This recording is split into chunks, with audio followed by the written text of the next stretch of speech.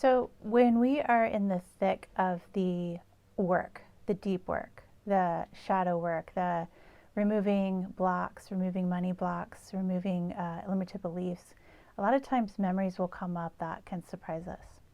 So I had some childhood memories come up after waking up in the morning feeling and having this thought that I want to hide in the closet. And I'm going, where did that come from? Uh, then I really felt like I wanted to hide in the closet. I didn't want to be seen. I wanted everything to be quiet. I wanted it to stop. I just wanted to be in a dark, safe space. And the closet just kept coming up. And so the memories started surfacing of when I was younger. And I remembered my mom and my sister saying that they would have to find me in the morning.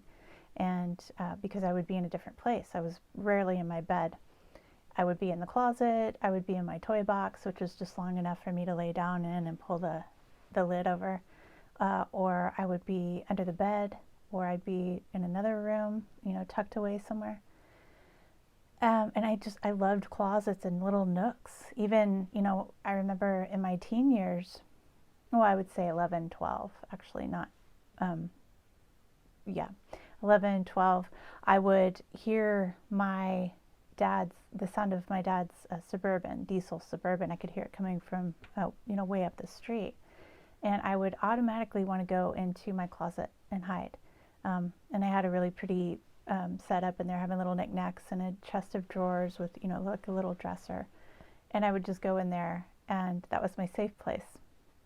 I don't remember ever actually having the thought, I want to go hide in the closet. It was just automatic. It was just where I wanted to be at that time. And so it started very young, and actually when the memories started surfacing, I remembered that in my 20s, when I started meditating, my meditation room was a walk-in closet that I decorated and put an altar, and it was very beautiful, and it was very safe and sacred.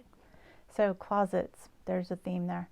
But oftentimes when we're going after a money block or a limited belief or some place, a block that we feel like is, where we're finding sabotage or any shadow aspect, actually, when we start really working on a certain shadow aspect, then often the memories will start just kind of rising to look at, to feel, to observe, and to make connections with.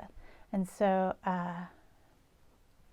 what I saw today was in regards to a money block that I've been working with.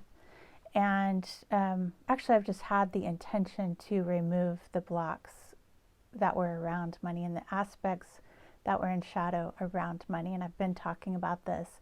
This has been my focus. And so I've been really targeting money blocks and love, blocks to love, self-love. And so the link that I found was with this closet, with hiding in the closet, was a lot of shame around money. And so this period of time where I would hear my dad's Suburban and go hide in the closet was probably the worst time, or the time that his alcoholism was the most unmanageable.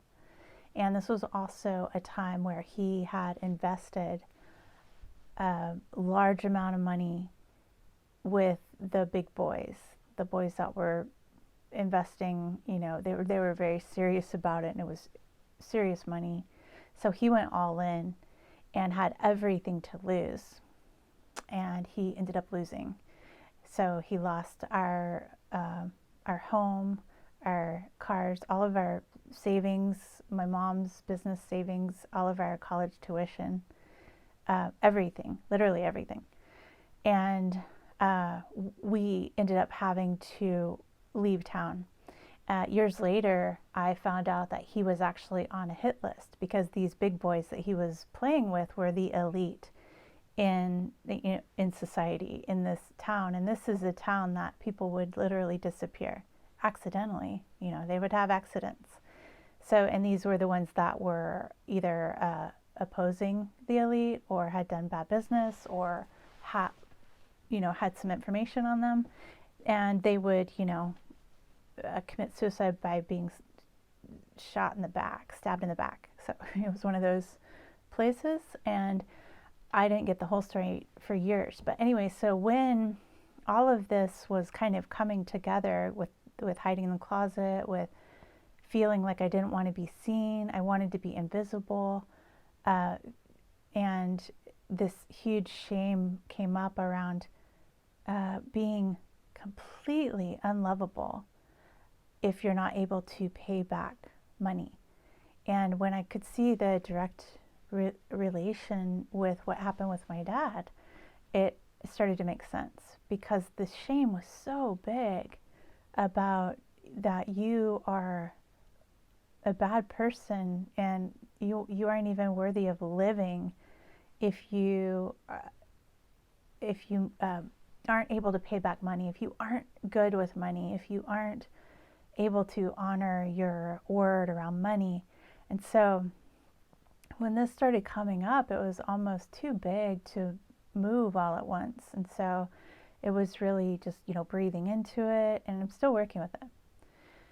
But this is, it was, shame, guilt, and fear are just such heavy energies to work with. And sometimes they just come up in pieces, in small pieces. And so it felt so heavy and painful that I wanted it to just move out quickly. And I was working with the energy, and it was moving, but it was just kind of moving out in little pieces, but I could still feel it, really in my sacral chakra was just this block of shame.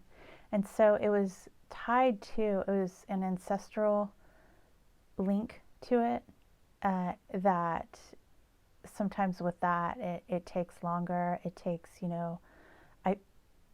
it might even take like a ritual around ancestral energy. I could just see by tracking it, the link with my father and with what I had embodied, taken on collectively in my body. So I'm sharing this in just transparency, and so that when things do come up for you, if they feel just too big to move right away, it's okay, just stay with it.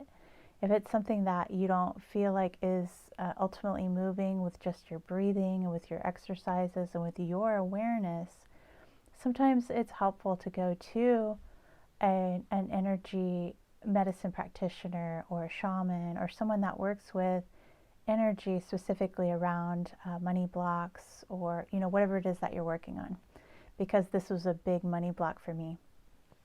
I'm just talking about that. I also saw the link that was there between self-love and money. So it was definitely, there was this belief that if you're not able to pay back money, you're not lovable. You're not even worthy of being seen in the world. You're not even, you just need to be an outcast. It's so shameful. You should just be, ostracized from everyone. And so that's a pretty strong belief that I wasn't even aware was there. And, sometimes it can be tricky if it's not your direct story, as far as, how big the piece is and, why am I feeling this around money? I only owe that person $10. Like, it's really doesn't seem like it's this big. But most of these blocks that we have and the beliefs that we have go back to when we were children, when, between birth and 8 years old. And it's things that we picked up, and it's things that we learned indirectly. And a lot of times it is what we're told, but most of the time it's what we've seen, what other people have done through example, and then what we've absorbed, especially as a sensitive empath. We absorb things that they don't even make sense to us.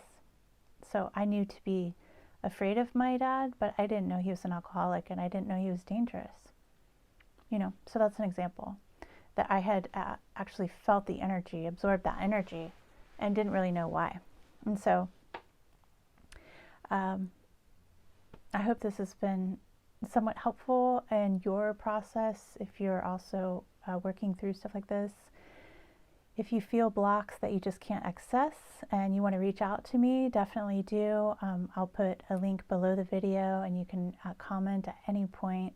We are all working through some very, very deep stuff right now.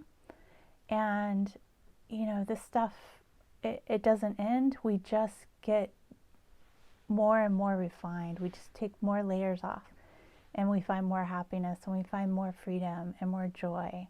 But it's, you know, we just keep going. We just keep, and it's not always personal. Sometimes it's collective that we're working on.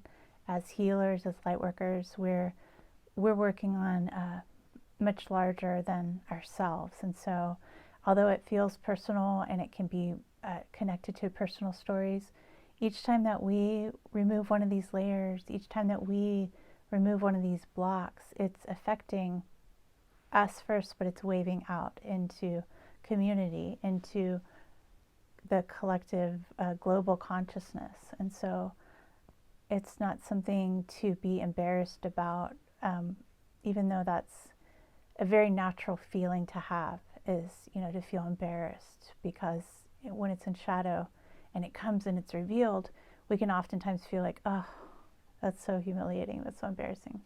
And that's normal and it's okay, but it's not all personal, and we are doing it for the collective. So the more that we can embrace and just love it as it's coming up and just work these pieces, the more that it's going to really wave out into all of creation and make a huge difference. Not that we're saving the world, we're just having an impact because of what we've been willing to do. And each person that's willing to work their piece is helping us all be a little bit freer.